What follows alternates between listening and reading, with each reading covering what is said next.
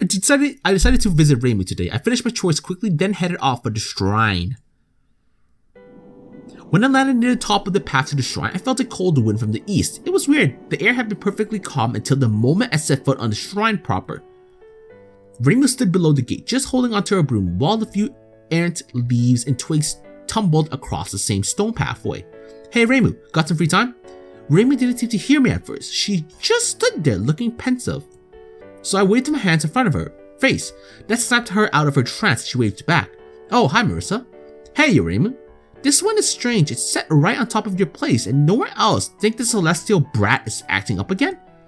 Reimu seemed to hesitate for a moment, then shook her head. No, I don't think it's that. My spirit isn't windy anyway. That's Aya. Well, whatever. It's nothing dangerous, so why don't we get inside? I'll go warm up some tea. That sounds good to me.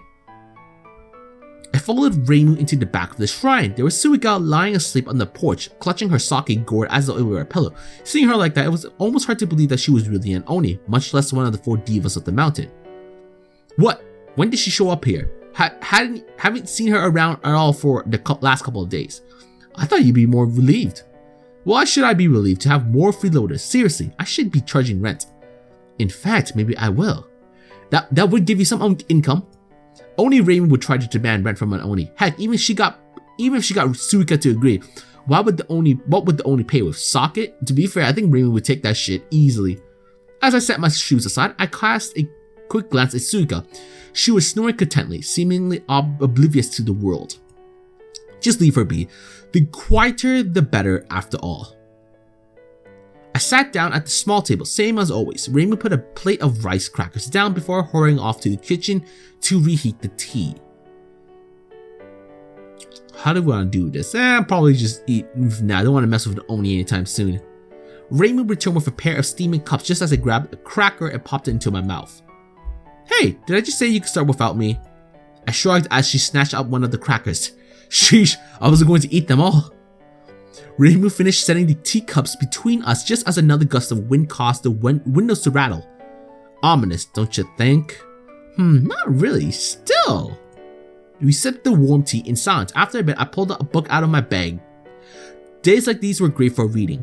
You didn't come all the way here just to read, did you? Yeah, well, a magician's gotta keep up with the research, right? Mind if I have a look? Without waiting for my response, Reimu leaned forward and plucked the book from me before I could properly stow it away. The art of French cooking. Does Sakura know you have this? Well, I didn't think she'd miss it. Still, I didn't realize you were interested in this sort of thing, Marissa. You've never really shown an interest in high cuisine before. Reimu was really enjoying herself. She continued flipping through the book while smiling to herself. What's that supposed to mean anyway? I never thought you'd be worried about how to make clafoutos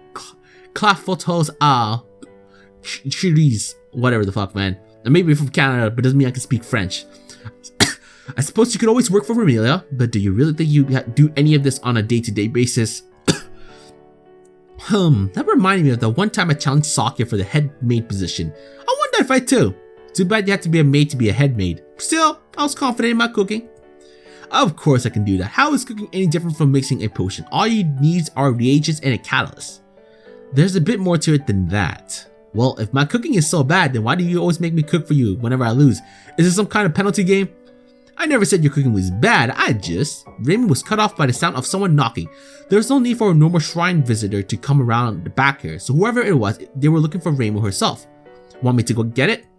It's fine, let me handle it. Sanae was standing in the doorway holding a cloth bag filled to the top with fruits and vegetables.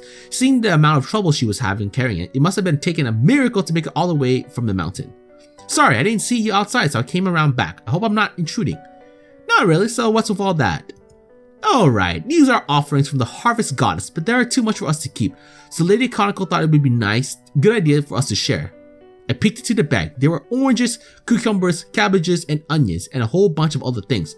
I guess that was an advantage on being on good terms with a harvest goddess. Hey, not bad. Can you get some for me too? What? Sanae jumped back a few steps. Guess she hadn't seen me walk up to her. Come on in. The kitchen's over here. Eh? Reimu pulled me away from Sanae. Marissa, just what are you up to, inviting people into somebody else's home? Don't worry, Reimu, I've got an idea. Reimu looked at me quizzically for a bit before throwing her arms up with a sigh of resignation. I knew it was getting too peaceful around here lately. Fine, do as you do like, just don't break anything, and try not to burn the house down. We make no promises for any of that. Especially the burning the house part. That's probably going to happen. Huh, is there a problem? This is okay with you, right, Reimu? Would I say it was if I didn't think so? Reimu didn't sound all too convincing, but Sanae hesitantly stepped inside anyway.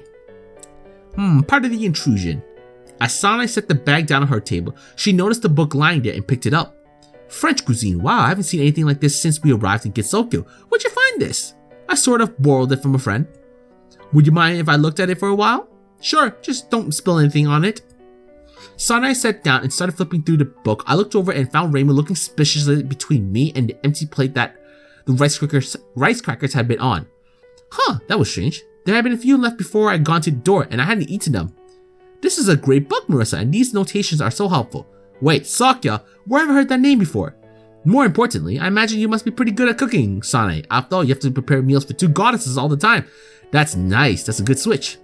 I'm not all that skilled, but I guess I managed somehow. Great, then why don't you try making this? I put my finger on the page Sanae had opened, and her eyes grew wide and saw Reimu clamped a hand to her face in exasperation. Why don't you make it, Marissa? Weren't you just saying how easy it was, and where did the snacks go? Why don't both of you do it? It would be more fun that way, wouldn't it? Yeah! The space between Sanae and I suddenly split open at the seams, revealing a nebulous void of unfathomable shapes and shadows, constantly in a state of flux. So Yukari. From the rift appeared the one and only Yukari Yakumo. At last, we meet again. Have you missed me, Reimu? No, I didn't miss you. Filching? Filching? I guess that's how you say it? My snacks. Yukari waved her hand dismissively. Oh, you of all people should have become used to it by now. Whoa, what's up with the wall hacks? Once again, Sanae was saying things that nobody understood. Still at her outburst, Yukari turned her sly fox-like smile on the priestess. Well, hello there, my dear. You must be the girl who lives on the mountains. I don't think we've been properly introduced yet.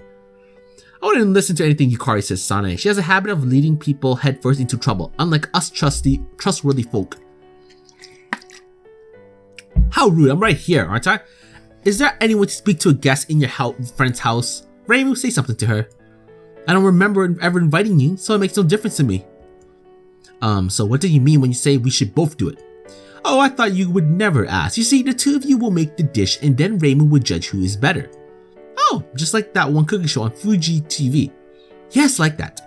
Nice to see at least one other person in the room had a clue what she was talking about, though how Yukari knew all that stuff was anyone's guess.